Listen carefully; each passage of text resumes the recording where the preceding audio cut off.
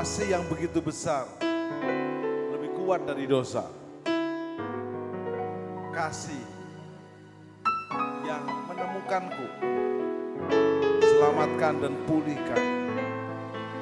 Hidupku diperbaharui. Layak kita untuk menaikkan syukur dengan pujian penyembahan yang tak berhenti-berhentinya. Kita puji senantiasa sampai di surga. Kita muji dan menyembah Tuhan Yesus bersama Bapa dan Roh Kudus selama-lamanya. Yes. Amin. Mari bertepuk tangan bersama-sama.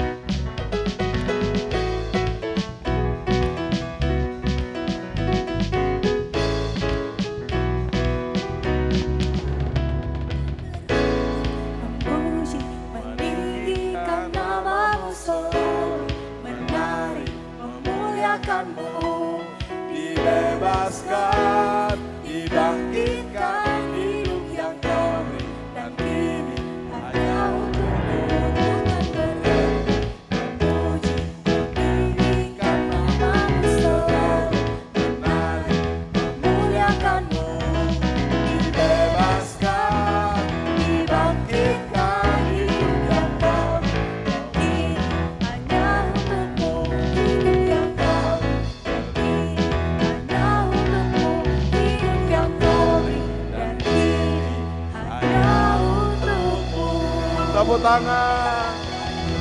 Tepuk tangan hanya untuk Bapa, Yesus dan Roh Kudus dalam nama Yesus. Yes.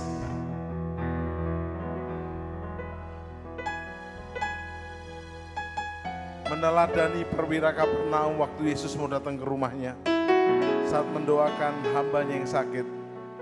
Perwira Kapernaum yang punya iman yang begitu besar, kata Yesus berkata,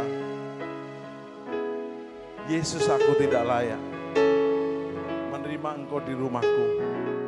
Katakan sepatah kata saja, hambaku, aku dan keluargaku pasti akan sembuh. Yes. Yesus, aku tidak layak menerima Tuhan di rumahku. Katakan saja sepatah kata, ku pasti sembuh.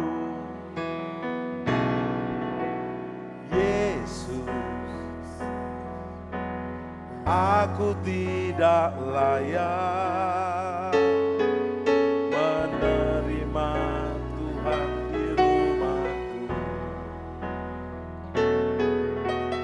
Katakan saja sepatah kata, ku pasti sembuh. Yang lumpuh berjalan, yang buta melihat, semua penyakit disembuhkan. Ku diampuni, ku disembuhkan di dalam Yesus Tuhan. Ku mau jadi murid-Mu, ku mau jadi murid-Mu, ku mau jadi mempelai-Mu di dalam Yesus Tuhan. Ku mau jadi murid-Mu, ku mau jadi murid-Mu, ku mau jadi mempelai-Mu di dalam Yesus Tuhan. Yesus, aku tidak layak menerima Engkau di rumahku. Yesus, aku tidak layak menerima Tuhan di rumahku. Katakan saja sepatah kata, sembuh. Yesus, aku tidak layak menerima Tuhan di rumahku. Katakan saja sepatah kata,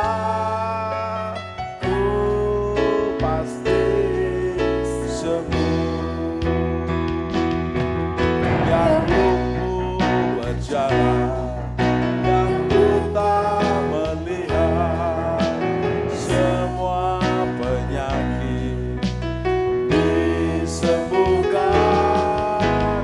Ku diampuni, ku disembuhkan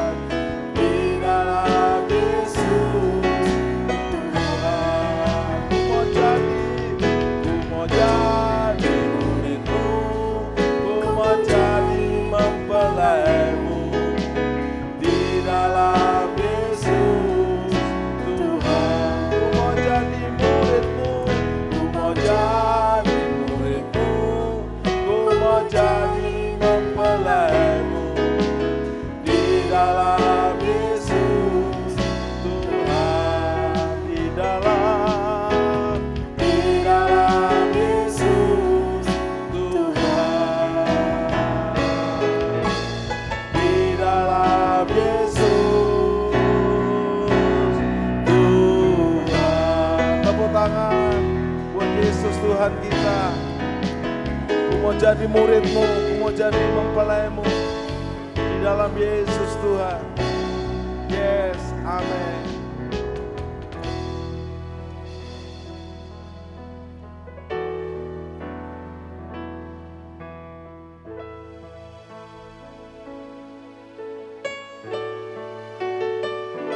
Tak terukur kasih-Mu Yesus. Kau telah mati gantikan diriku. Kau curahkan darah-Mu untuk tebus dosaku. Kau bayar aku dengan harga yang begitu mahal. Dengan korban darah-Mu di kayu salib. Terima kasih untuk kasih-Mu Bapa, pengorbanan-Mu Yesus, penyertaan-Mu Roh Kudus. Dalam nama Yesus. Amin. Tak terukur kasih-Mu Yesus. Kau telah mati gantikan diriku. Kau curahkan darah-Mu untuk tebus dosaku. Tak terukur kasih-Mu Yesus. Kau telah mati gantikan diriku. Kau curahkan darah-Mu untuk tebus dosaku. Layaklah Kau Tuhan,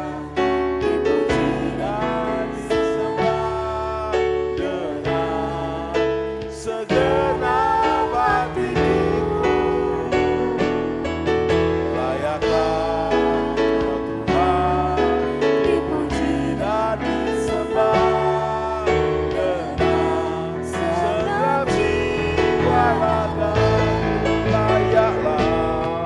Layaklah Kau Tuhan, dipuji dan disembah dengan segenap hatiku.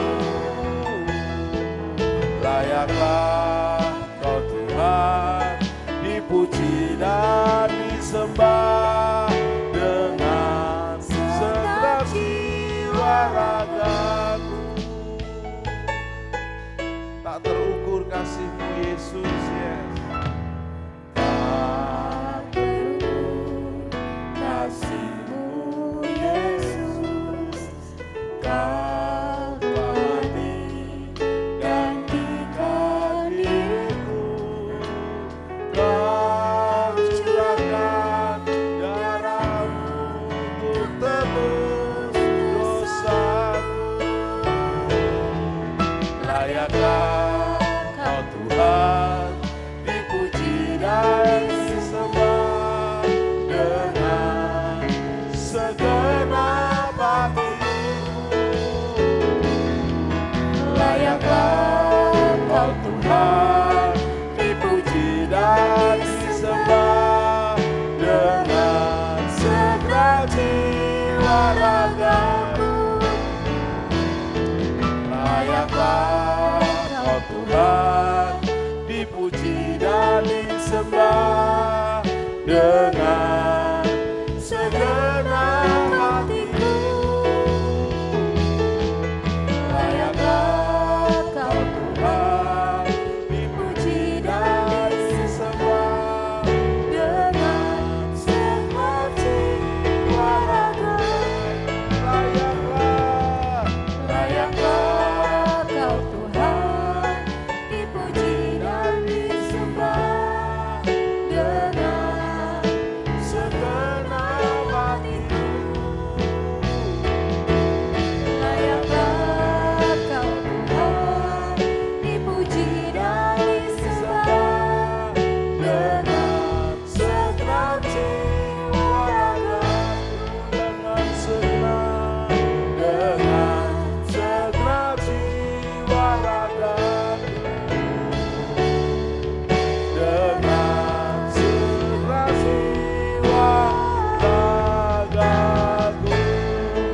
Mari kita sembah, mari kita sembah Bapa yang kasih-Nya tak terukur bagi kita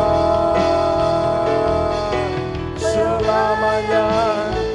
Mari kita sembah Yesus, kita sembah Roh Kudus selamanya sampai selamanya. Layaklah segala bangsa sujud kepadamu, sebab Kau Allah yang kudus, layak disembah.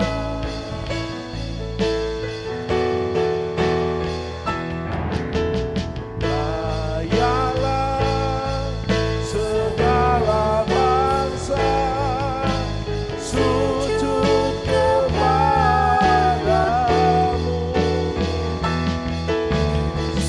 sebab Kau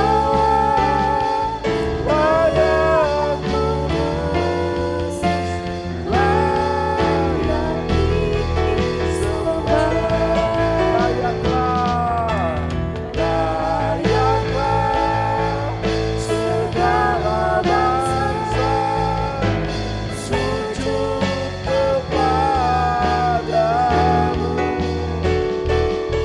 kepadamu, sebab Kau layak kudus, layak disembah.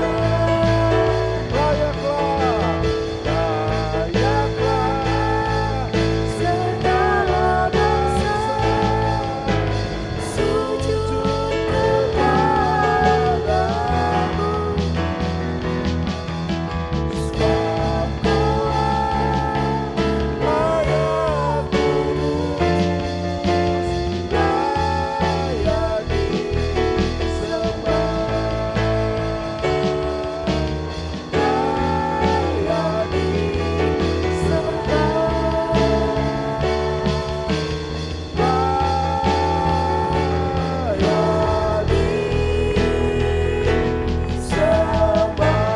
Mari angkat tangan, kita sembah.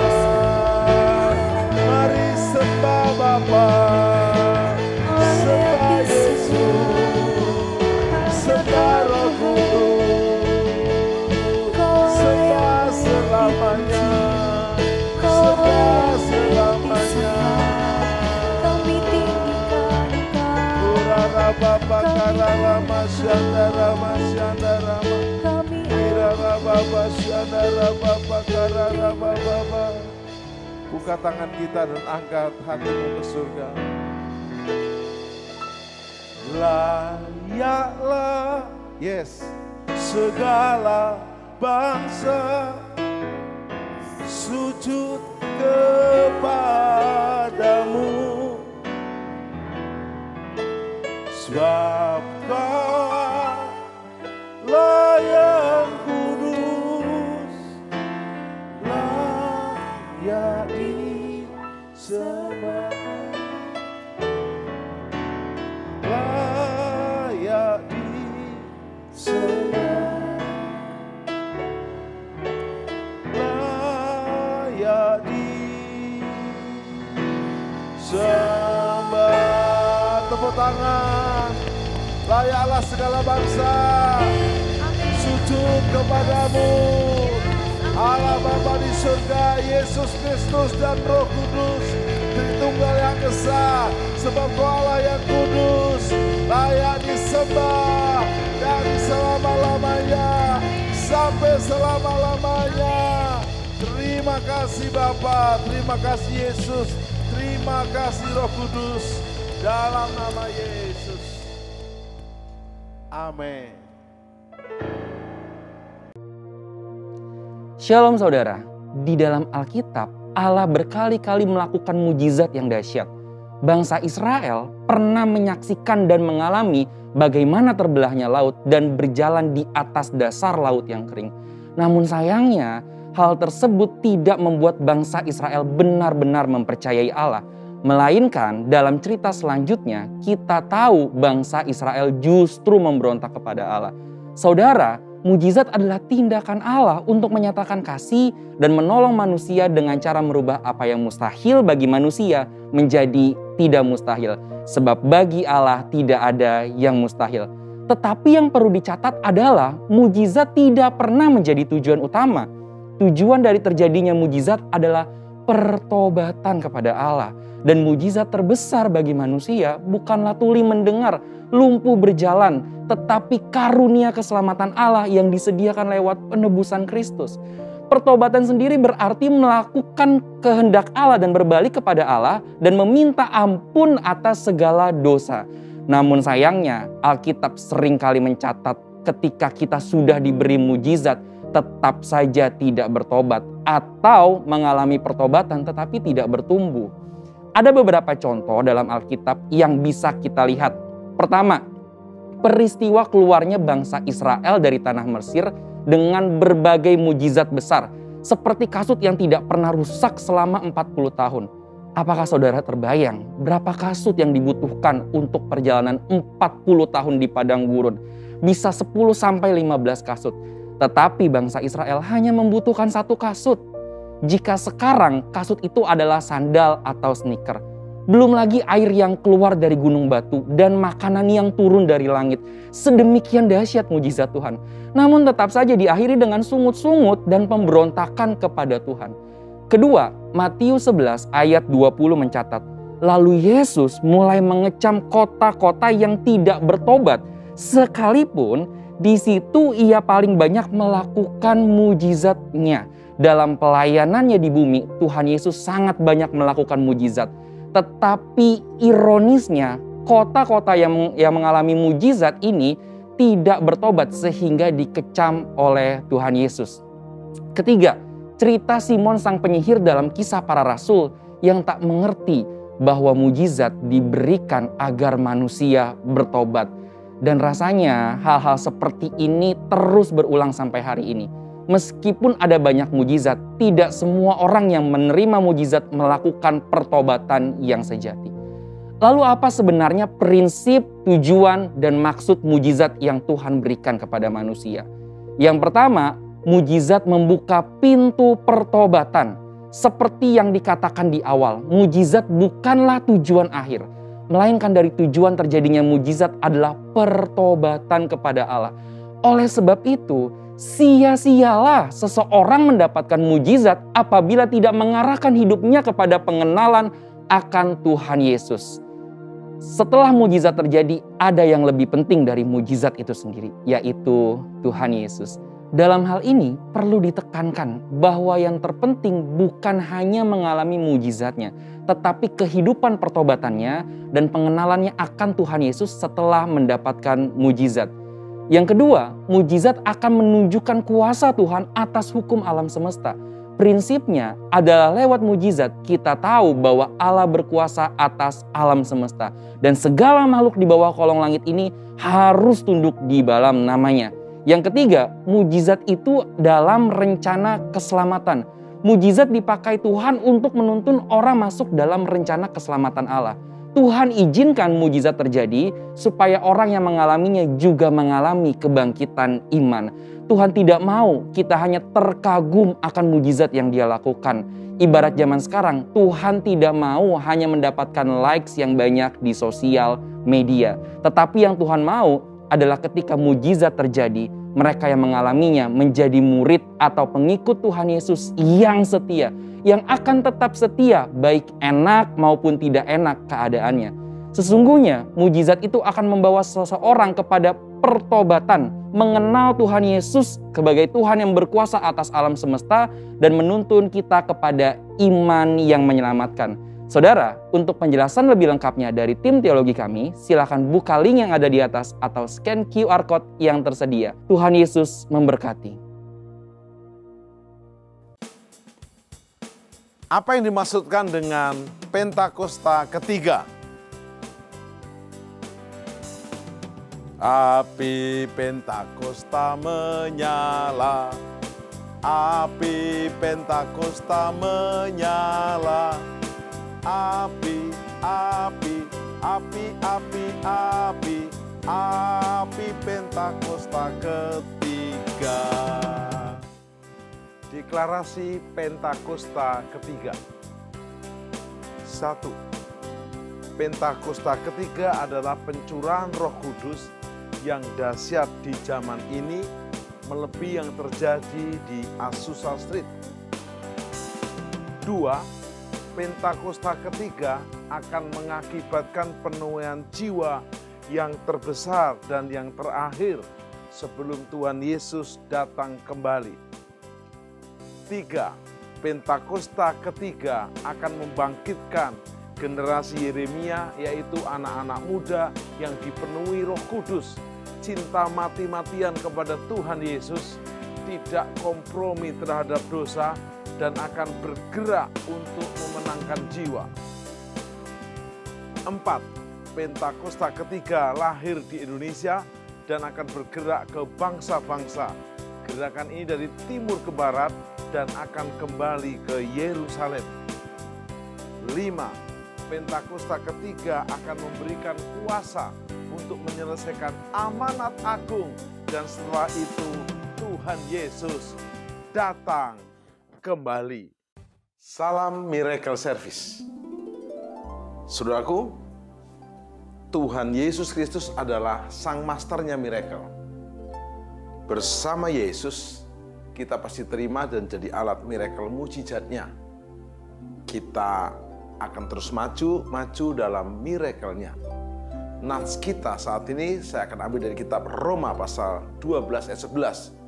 Janganlah hendaknya kerajinanmu kendor, biarlah rohmu menyala-nyala dan layanilah Tuhan. Janganlah hendaknya kerajinanmu kendor, biarlah rohmu menyala-nyala dan layanilah Tuhan. Tema Miracle Service saat ini adalah maju atau mogok. Maju atau mogok. Kondisi mogok sering digunakan sebagai bentuk kondisi bagi kendaraan yang tidak bisa berjalan. Tapi seiring perkembangan mogok menjadi kondisi manusia untuk melakukan aksi atau tindakan sebagai wujud protes dengan tidak melakukan kegiatan apa-apa. Mogok, berhenti, atau diam. Jika kendaraan mogok, bisa jadi karena kehabisan bahan bakar, kehabisan oli pelumasnya, minyak pelumasnya, atau ada alat yang rusak. Namun, kalau kegiatan mogok massal, mogok rame-rame, itu diciptakan justru untuk merusak tataran yang ada supaya kelihatannya lebih baik, tapi belum tentu bisa selesai. Misalnya, mogok massal pilot, wah itu gawat. Sehebat-hebatnya pesawat canggih tanpa pilot, bahaya hasilnya. Apalagi mogoknya kalau di atas, sudah terbang terus dia mogok, bahaya. Pernah ada dokter mogok satu rumah sakit. Pernah ada dosen mogok. Pernah ada perawat mogok. Pernah ada sopir bus mogok. Guru mogok. Intinya adalah kalau bisa bernegosiasi dengan cara yang terbaik, kenapa harus memaksakan dengan kegiatan mogok? Yang bahaya adalah hari-hari ini zaman now banyak suami-suami mogok. Nggak lagi mau pulang ke rumah istrinya yang sah. Sebaliknya istri juga melawan dengan mogok, tidak mau menghubungi suaminya. Bagaimana mogok bisa terjadi? Salahkah bila pelaku mogok tersebut menuntut sesuatu hak yang memang seharusnya diberikan kepada mereka atau kelompoknya? Tentu saja banyak pertimbangan bagaimana dengan kehidupan mereka. Apakah kita bisa melakukan aksi mogok tersebut bila ada hal yang tidak kita sukai atau tidak sesuai dengan hak kita? tidak menyukai pekerjaan kita, tidak menyukai pasangan kita, atau bahkan mungkin atasan kita. Patutkah kita melakukan aksi mogok seperti yang sedang viralnya hari ini? Yang kita bersyukur, Tuhan pencipta kita, Tuhan Yesus Kristus nggak pernah mogok sama kita. Pujian berkata, kasih Tuhan tak berkesudahan, tak habis-habisnya rahmat-Nya, selalu baru setiap pagi, besar setiamu Tuhan, besar setiamu. Kasih Tuhan tidak pernah mogok. Bahkan pujian juga berkata, kasih-Nya seperti sungai, kasih-Nya seperti sungai, kasih-Nya seperti sungai di hatiku, mengalir di waktu hujan, mengalir di waktu panas, kasih-Nya seperti sungai di hatiku. Tuhan tidak pernah mogok. Setiap pagi matahari terbit dari timur, tenggelam di barat. Tuhan tidak pernah mogok sehingga kita diberi nafas dan kehidupan. Yang dasar kita punya jantung tidak pernah mogok, paru-paru tidak pernah mogok. Begitu mogok aja beberapa menit, selesailah Anda dan saya. Saudaraku, apapun alasan mogok, aksi mogok massal, itu merugikan semua orang. Yang dituntut untuk memenuhi kewajiban karena aksi mogok massal itu juga belum tentu memenuhinya. Apalagi kalau permintaannya over. Dan yang pasti yang mogok-mogok itu juga bisa mengakibatkan dia dipecat. Bahkan penghasilan kedepannya bisa selesai. Yang mengerikan adalah akibat mogok massalnya itu merugikan masyarakat banyak. Nah, kalau dokter ahli kandungan mogok, bayi lahir sendirian. Pilot mogok, kita mau terbang dipiloti sendiri. Masinis, sopir mogok, untuk kendaraan publik bisa bahaya. Namun, yang lebih bahaya lagi adalah kadang kita punya pribadi, kehidupan ini diisi dengan aksi-aksi mogok secara pribadi. Misalnya, saya mogok, nggak mau baca kitab suci lagi ya. Toh saya baca kitab suci nggak berubah hidupku. Saya mogok, nggak mau doa lagi, toh juga nggak ada jawaban. Saya mau mogok, nggak mau makan, nggak mau minum, mati ya. Anda dan saya harus bijak. Jangan reaktif tapi responsif.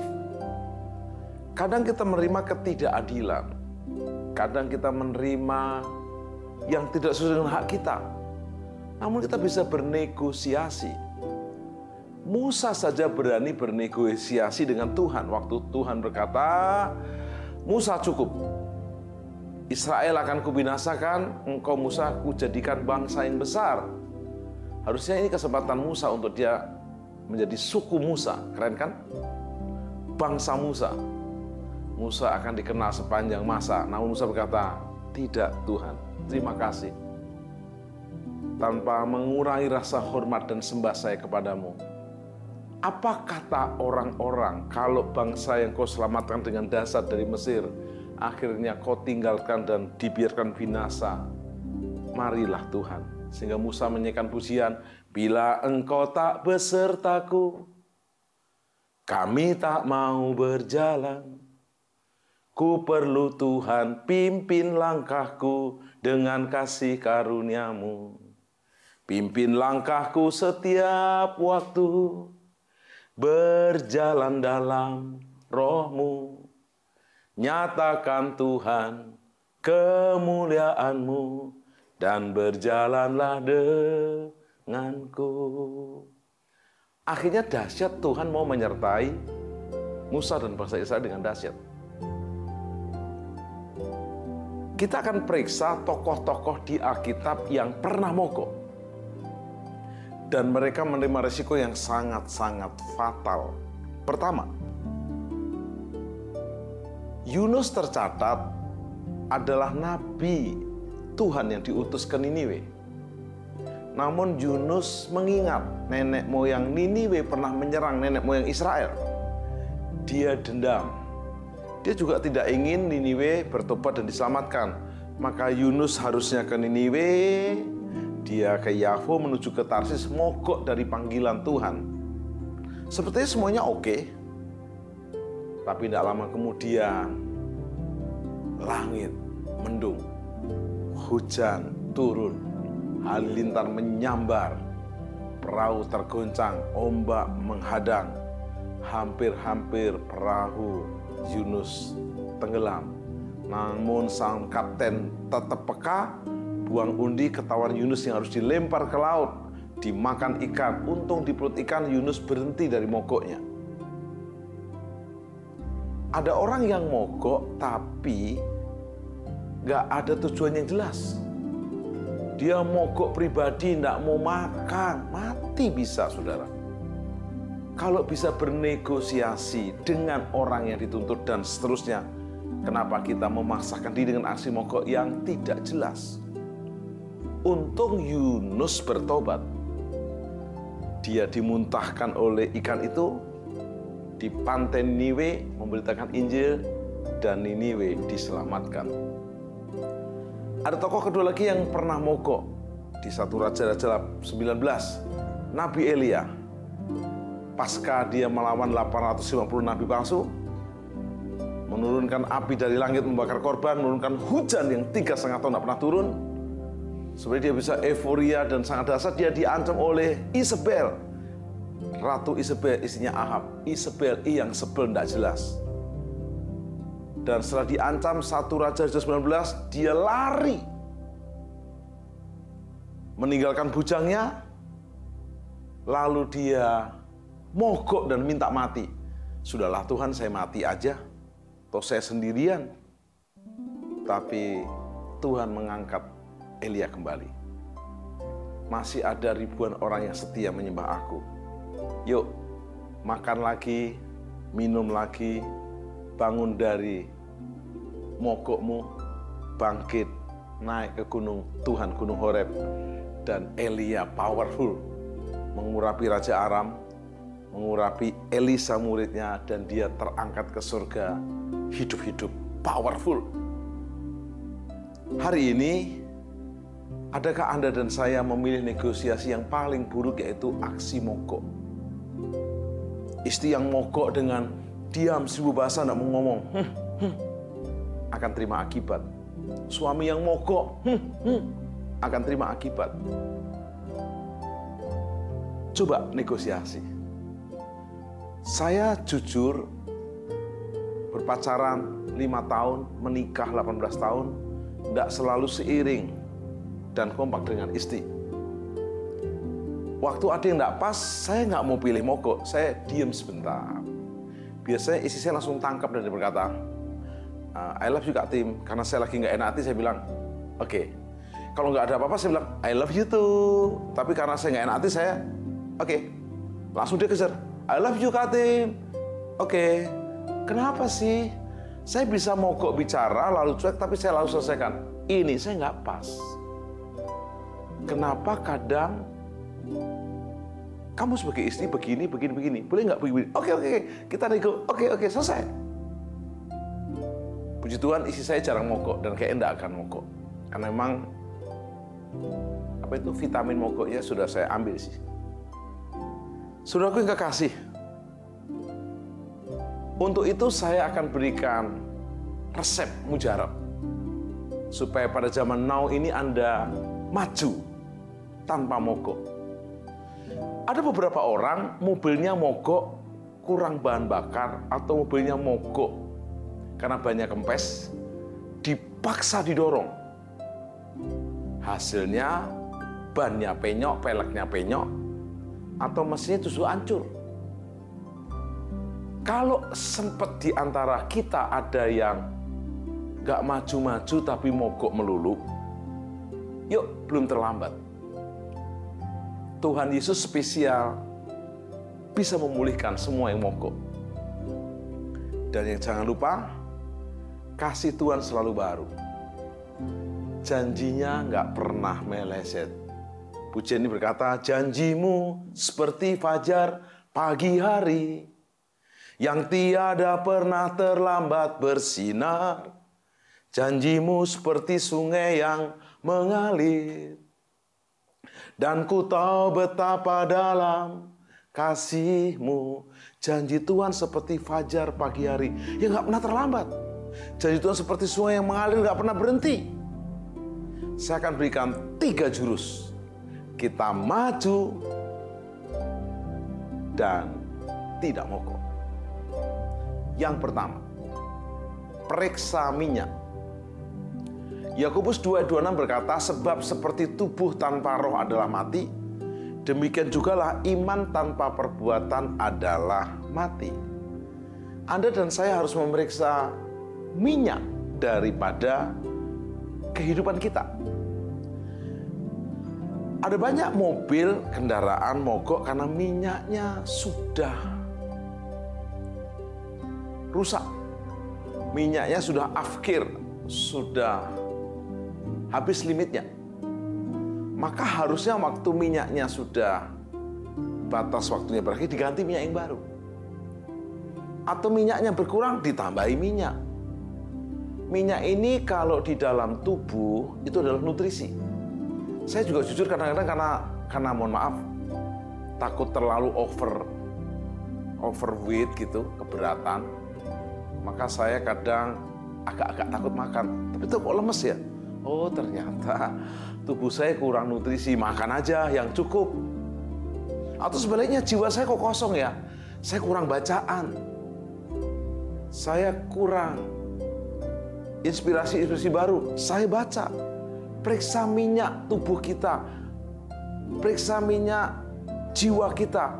Terlebih periksa minyak roh kita. Karena manusia itulah manusia yang sempurna, mempunyai 3 bagian, roh, jiwa, dan tubuh. Minyaknya diperiksa. Digantikah? Ditambahikah?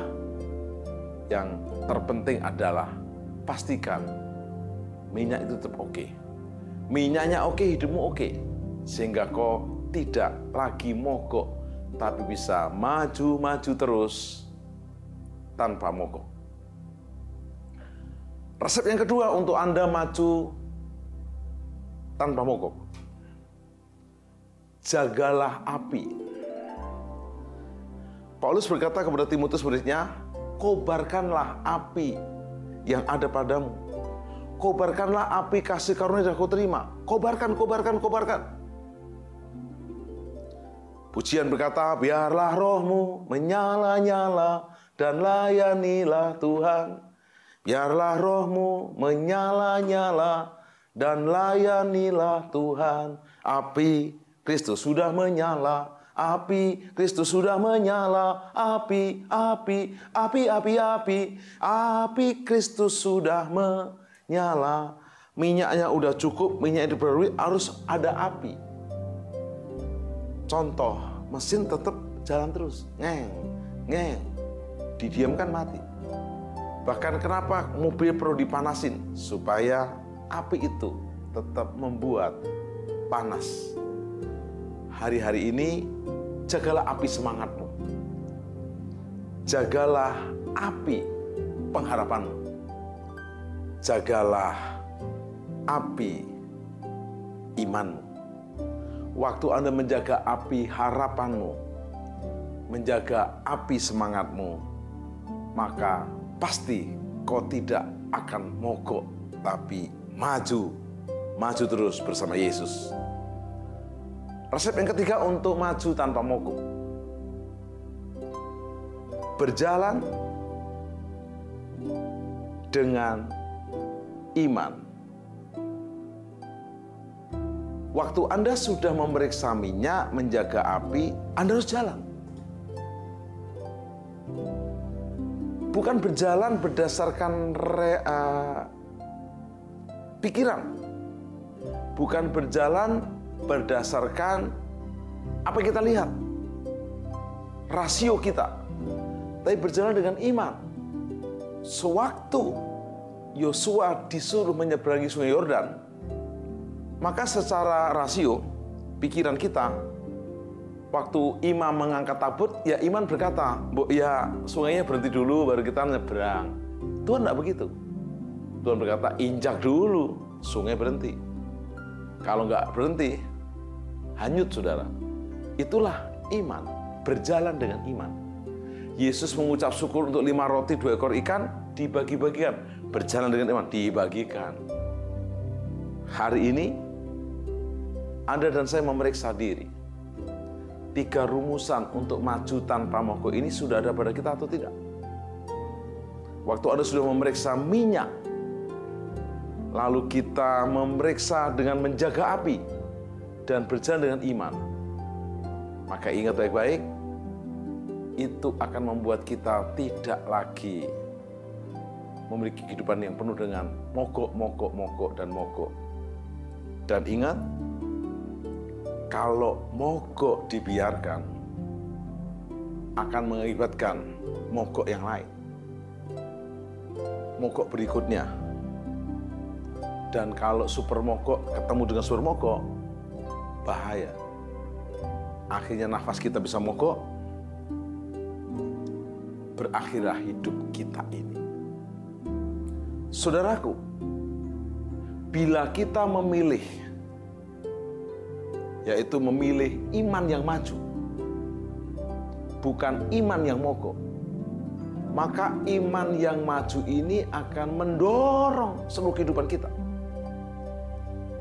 Maka iman yang mogok adalah suatu kondisi yang fatal bagi kehidupan kita. Punya iman tapi mogok. Punya jabatan tapi mogok. Punya harapan tapi mogok. Harapannya mogok, imannya mogok. Tugas sehari-harinya mogok. Terkadang iman kita mogok karena kita berhenti percaya. Iman kita mogok karena kita pernah pahit, pernah marah, pernah kesal, dan mulai berpikir seolah-olah Tuhan tidak menghiraukan dan melupakan kita. Seiring hal tersebut, semua kebaikan yang kita miliki bisa hilang. Pengharapan bisa hilang, semangat bisa hilang, akhirnya hilanglah seluruh kehidupan kita. Bagaimana kita bisa menikmati kehidupan kita tanpa mogok, tanpa kita berhenti, tapi terus maju dan maju. Oleh karena itu, carilah iman di dalam Tuhan Yesus dan berhentilah memiliki iman yang mogok. Kita punya yang namanya tekad, tidak pernah menyerah, nggak pernah untuk mundur. Mari maju, maju, maju, maju, dan maju. Yesaya 40 ayat 30 berkata, orang-orang muda menjadi letih lesu, jatuh dan tersandung. Baik muda usia, muda junior dalam pelayanan, dalam bisnis.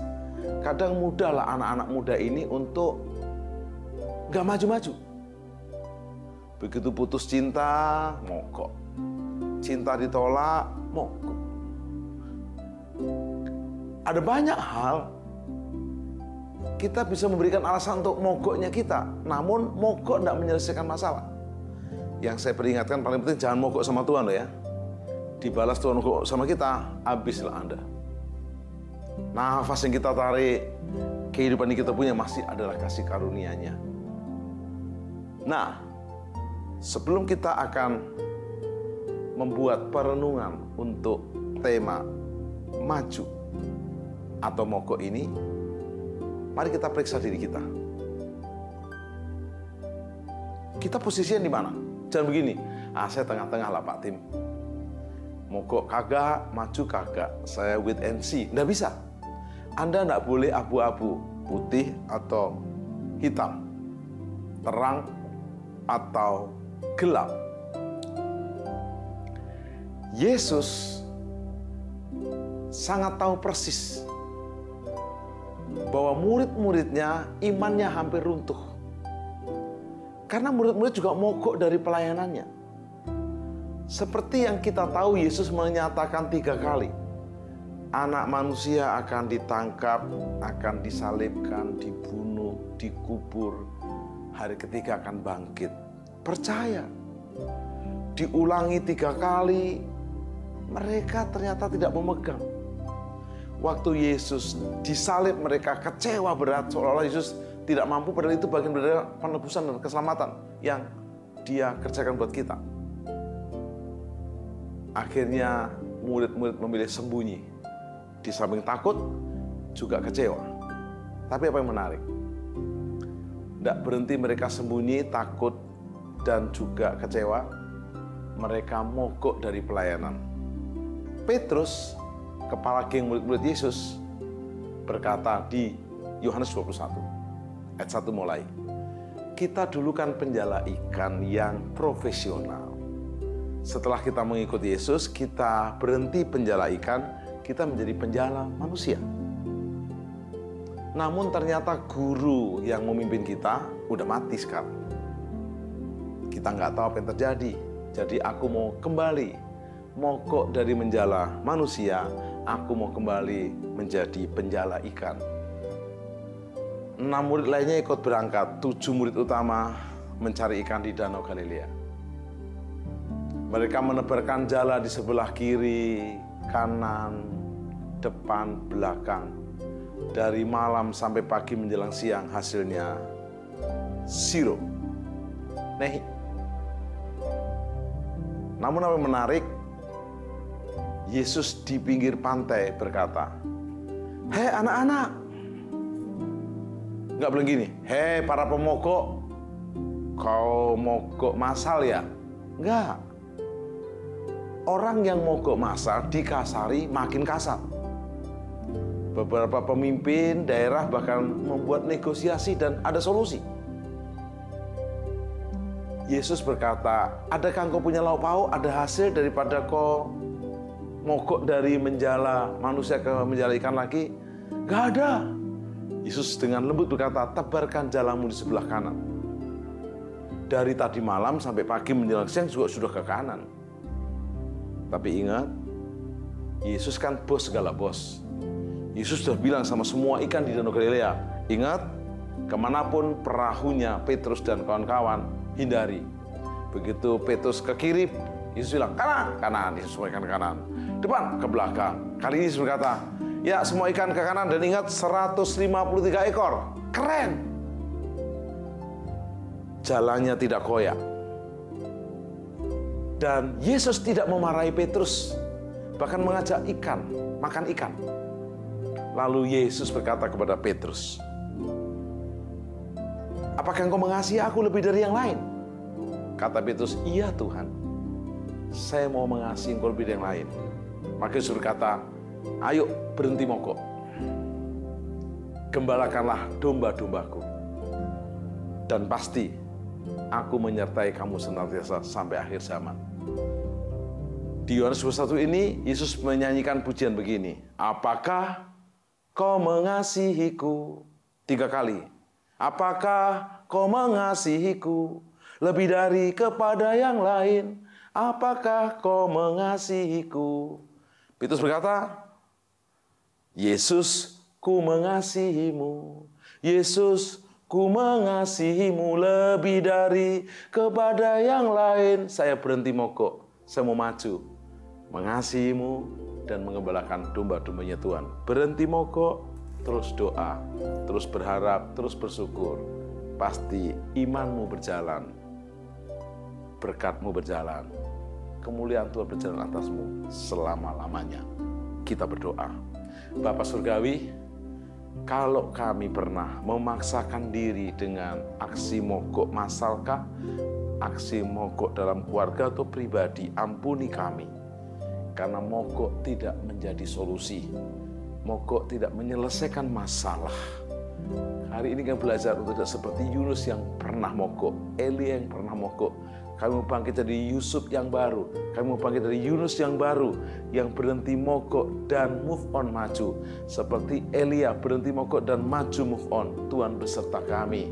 Kami akan lakukan seperti Yesaya 40:31. Kami menantikan Tuhan dan kami berjalan tidak lelah, berlari tidak lesu, terbang tanpa mogok maju, melintasi batas. Terima keselamatan, terima kesembuhan, terima mujizat dalam nama Yesus. Engkau diselamatkan, engkau disembuhkan, dipulihkan dalam nama Yesus. Amin. Sampai jumpa di program Miracle Service yang akan datang untuk kita terus move on, maju terus tanpa mogok. Deklarasi iman Mazmur 91 dalam lindungan Allah. Orang yang duduk dalam lindungan yang maha tinggi dan bermalam dalam naungan yang maha kuasa akan berkata kepada Tuhan, tempat perlindunganku dan kubu pertahananku, Allahku yang kupercayai. Sungguh, dialah yang akan melepaskan engkau dari jerat penangkap burung, dari penyakit sampar yang busuk. Dengan kepaknya ia akan menudungi engkau, di bawah sayapnya engkau akan berlindung. Kesetiaannya ialah perisai dan pagar tembok. Engkau tak usah takut terhadap kedahsyatan malam, terhadap panah yang terbang di waktu siang, terhadap penyakit sampar yang berjalan di dalam gelap, terhadap penyakit menular yang mengamuk di waktu petang. Walau 1.000 orang rebah di sisimu dan 10.000 rebah di sebelah kananmu, tetapi itu tidak akan menimpamu. Engkau hanya menontonnya dengan matamu sendiri dan melihat pembalasan terhadap orang-orang fasik. Sebab Tuhan ialah tempat perlindunganmu, yang maha tinggi telah kau buat tempat perteduhanmu. Malapetaka tidak akan menimpa kamu, dan tulah tidak akan mendekat kepada kemahmu. Sebab malaikat-malaikatnya akan diperintahkannya kepadamu untuk menjaga engkau di segala jalanmu. Mereka akan menatang engkau di atas tangannya, supaya kakimu jangan terantuk kepada batu. Singa dan ular tedung akan kau langkai. Engkau akan menginjak anak singa dan ular naga. Sungguh hatinya melekat kepadaku, maka aku akan meluputkannya. Aku akan membentenginya, sebab ia mengenal namaku. Bila ia berseru kepadaku, aku akan menjawab. Aku akan menyertai dia dalam kesesakan. Aku akan meluputkannya dan memuliakannya. Dengan panjang umur akan kukenyangkan dia dan akan kuperlihatkan kepadanya keselamatan daripadaku. Mazmur 91, dalam lindungan Allah, Bapa Surgawi, Yesus Kristus dan Roh Kudus.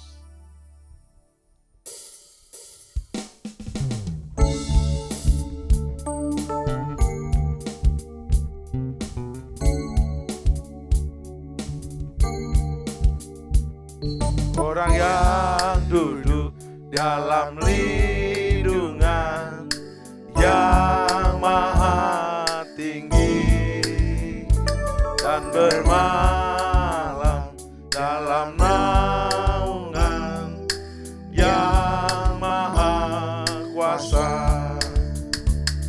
akan berkata kepada Tuhan, tempat perlindunganku dan kubu pertahananku, Allahku yang kupercayai. Sungguh dialah yang akan melepaskan engkau dari jerat penangkap burung, dari penyakit sampar yang busuk. rupanya. Ia akan menudungi engkau di bawah sayapnya. Engkau akan berlindung. Kesetiaannya ialah perisai dan pagar tembok. Engkau tak usah takut terhadap kedahsyatan malam, terhadap panah yang terbang di waktu siang, terhadap penyakit sampar yang berjalan di dalam gelap, terhadap penyakit menular yang mengamuk di waktu petang. Walau 1000 orang berbagi sisimu dan 10.000 di sebelah kananmu, tetapi itu tidak akan menimpamu. Engkau hanya menontonnya dengan matamu sendiri dan melihat pembalasan terhadap orang-orang fasik. Sebab Tuhan ialah tempat perlindunganmu. Yang Maha Tinggi telah kau buat tempat perteduhanmu. Malapetaka tidak akan menimpa kamu, dan tulah tidak akan mendekat kepada kemahmu. Sebab malaikat-malaikatnya akan diperintahkannya kepadamu untuk menjaga engkau di segala jalanmu. Mereka akan menatang engkau di atas tangannya, supaya kakimu jangan terantuk kepada batu. Singa dan ular teduh akan kau langkahi. Engkau akan menginjak anak singa dan ular naga. Sungguh hatinya melekat kepadaku, maka aku akan meluputkannya. Aku akan membentenginya, sebab dia mengenal namaku. Bila ia berseru kepadaku, aku akan menjawab. Aku akan menyertai dia dalam kesesakan. Aku akan meluputkannya dan memuliakannya. Dengan panjang umur akan ku kenyangkan dia, dan akan ku perlihatkan kepada